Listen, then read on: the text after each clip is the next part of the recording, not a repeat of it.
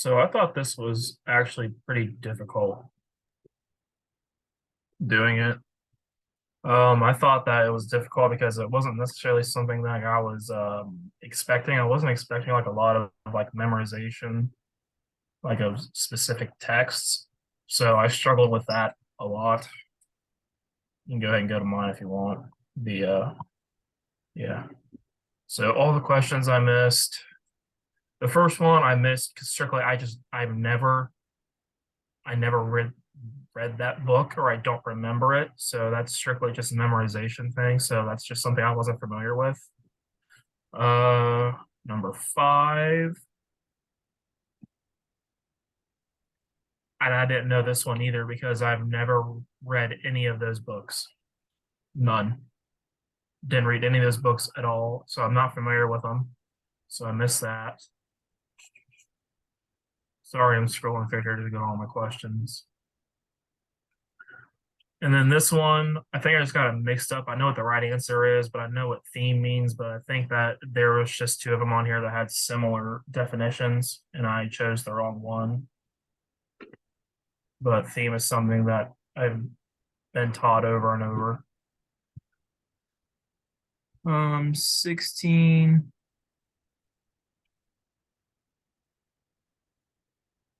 Sorry, I gotta pull this up full screen. This was kind of similar. Like I got two of the things mixed up.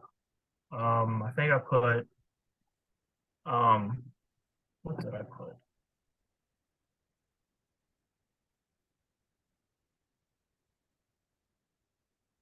I think I put mood for some reason. Yeah, I'd put mood, but really it's point of view, I believe. So, I mean, that was just a mix up also. I was not a fan of this one. I don't like questions that necessarily like choose all that apply or things like that because I just feel like that just creates terrible anxiety for myself personally. So I'm not going to do good on a question like that was on number 21, where it was like choose all the correct answers after you read this excerpt. Like I knew I wasn't going to do well with it because I never do well with those kind of questions. Yeah, I always think that the choose all that apply or choose multiple ones. It always seems like a trick question to me. I know it's like I only see one that really makes sense, but it's like I feel like I need to choose two or three. Yeah, they make me think that I have to choose more than the one. Yeah. And then that one, the studies interpret and apply research. That one I just felt like I was super unfamiliar with. Mhm. I just guessed and I tried to use this logical answer, I thought, and I was incorrect.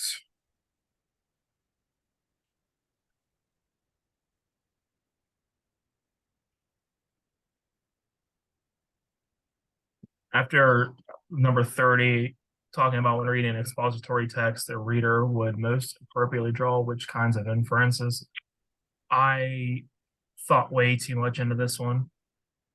For some reason, I thought of a cause and effect or problem solution, and really I should have thought of like the ideas to support the author's message. Because I mean, I really didn't take into consideration of who's actually writing it.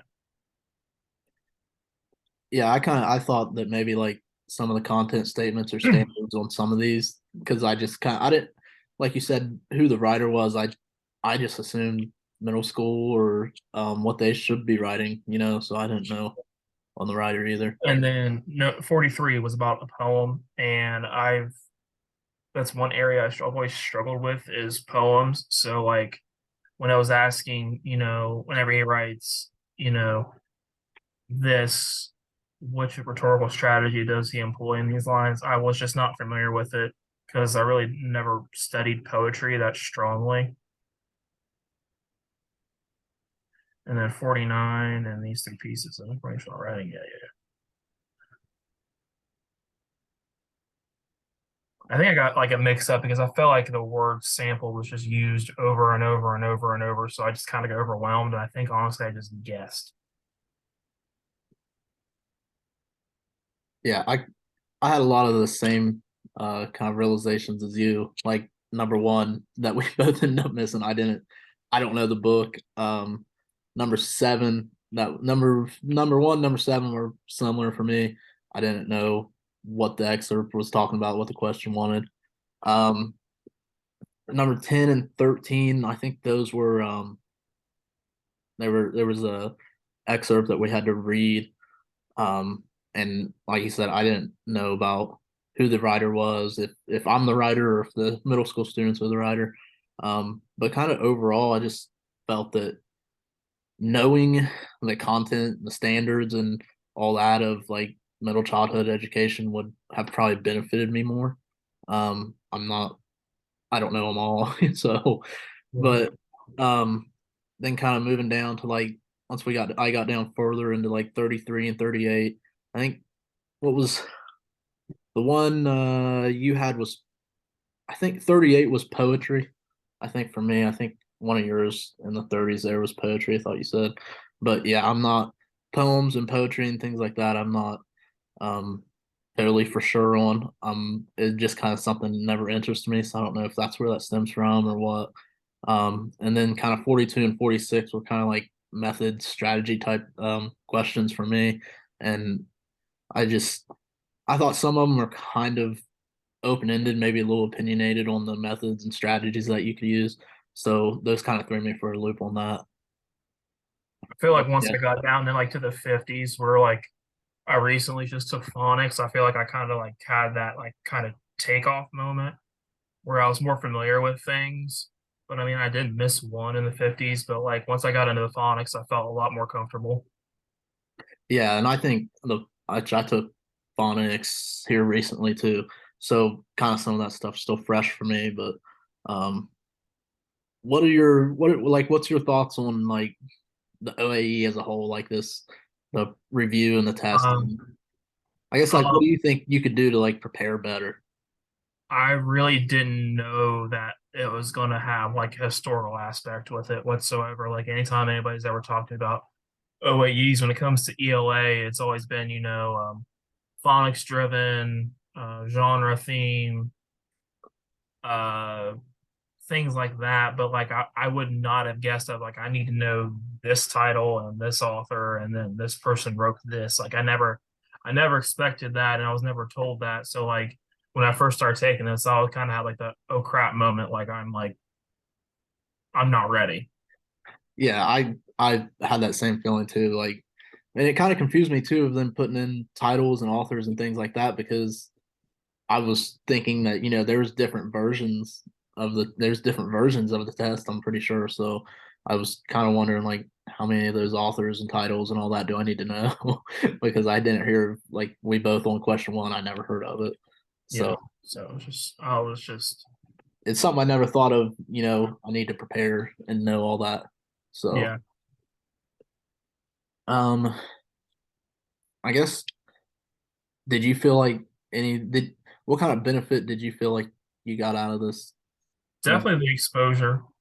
Yeah. Um, Definitely the exposure of seeing a practice test and seeing like like more likely like what I'm going to see and I know what to expect now and I know what to study for more of and so I'm glad I kind of got the